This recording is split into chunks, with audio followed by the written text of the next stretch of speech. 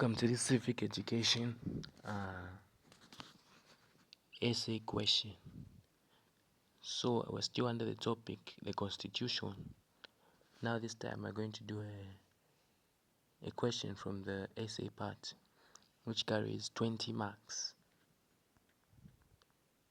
Yes. So before I go ahead with this question, I'll read through some guidelines on essay writing. This will help you very much in essay writing. Most of the time people lose marks not because they don't know what to write, but because they don't follow the guidelines on essay writing. So you would want to take note of some of the guidelines. I'll say about 11 guidelines. So the first one is that your essay must not have a heading. Your essay must not have a heading. Number 2, make sure you're taking note. No subtitles or subheadings are allowed. No subtitles, no subheadings are allowed. Number 3, do not number your work. Do not number your work. Number 4, no bullets. Do not put bullets on your work when writing an essay. Number 5, do not underline any point for emphasis when writing an essay. Number 6, do not include semicolons or full colons in your work. Number 7, always write your essay in paragraphs, and each paragraph must outline only one point. Always write your essay in paragraphs. Each paragraph must outline only one point. Number 9, always use simple grammar. Avoid words that have no meaning. Always use simple grammar. Avoid words that have no meaning. Number 10, in section B, short questions should be written as one whole paragraph. Short questions should be written as one whole paragraphs. Then number 11 is that it is recommended to start with section C because your brain is still fresh. It is recommended to start with section C when you're writing your grade 12 exam, or even your grade 9 exam, or whichever exam. Section C, or the part which has an essay, is recommended to start with because your brain is still fresh. Okay, so now we go ahead. I hope you took down the guidelines because they are very important. So we go ahead with section C. This section consists of 5 essay questions. Answer 2 questions using the answer book provided. Answer question 1 is compulsory. So this is the old syllabus where question 1 was compulsory.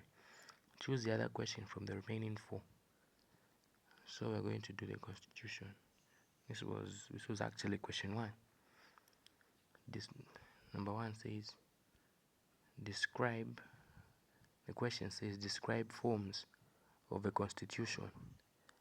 That's 8 marks. Describing the forms of a constitution will gain you 8 marks. Then the other question says why is the constitution significant to a nation? This one would give you 12 marks. So I go ahead with my answers, where I followed the guidelines and I came up with this very short essay, but it carries a lot of points. So I started. There are 2 forms of a constitution. This is the answer now to the first question. There are 2 forms of a constitution which are rigid and flexible. So I read the question again. The question was saying describe the forms of the constitution. So I'm still on question 1.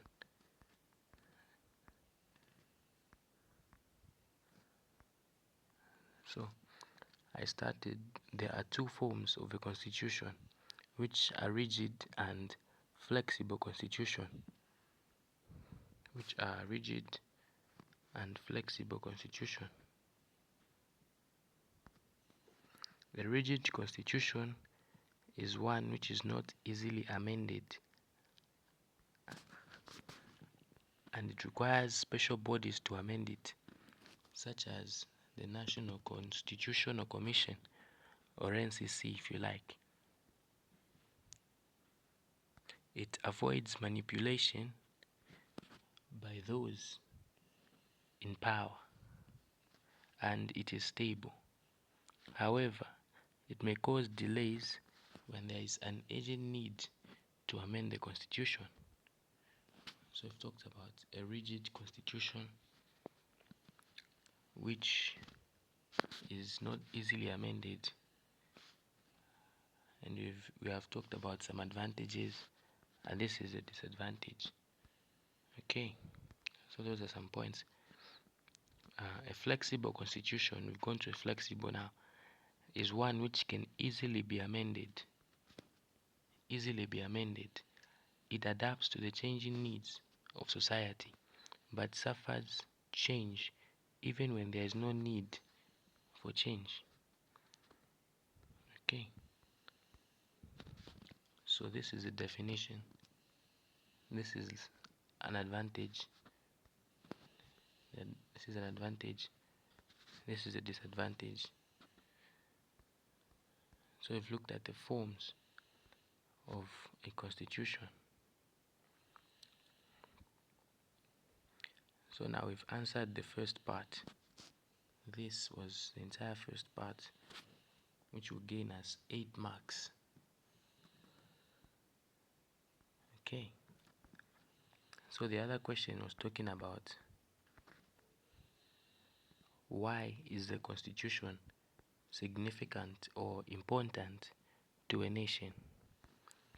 So the other part will be explaining why the constitution is important to a nation.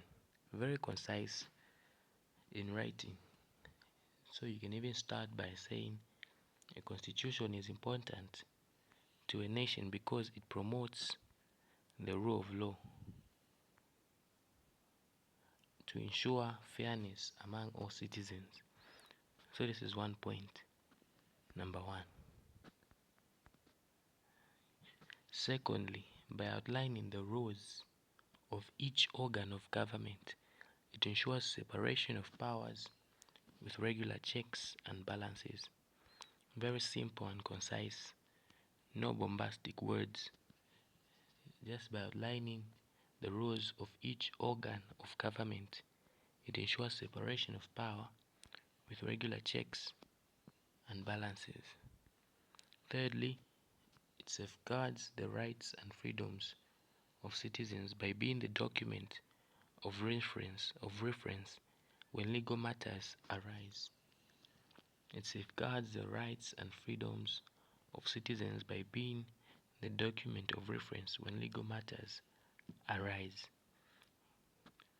Then, furthermore, it is guided by citizens and made available to all.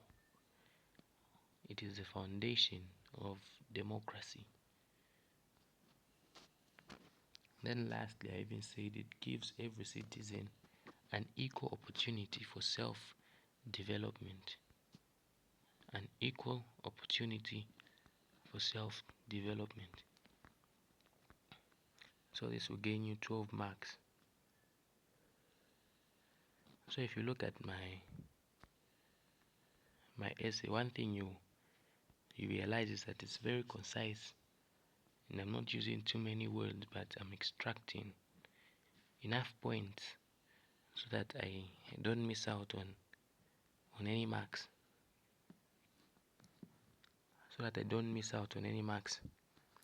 Which is the way we're supposed to be writing our civic essays.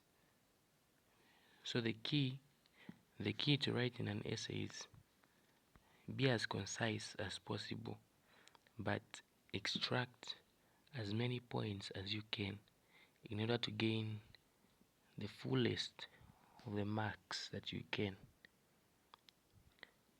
So this is a very simple question.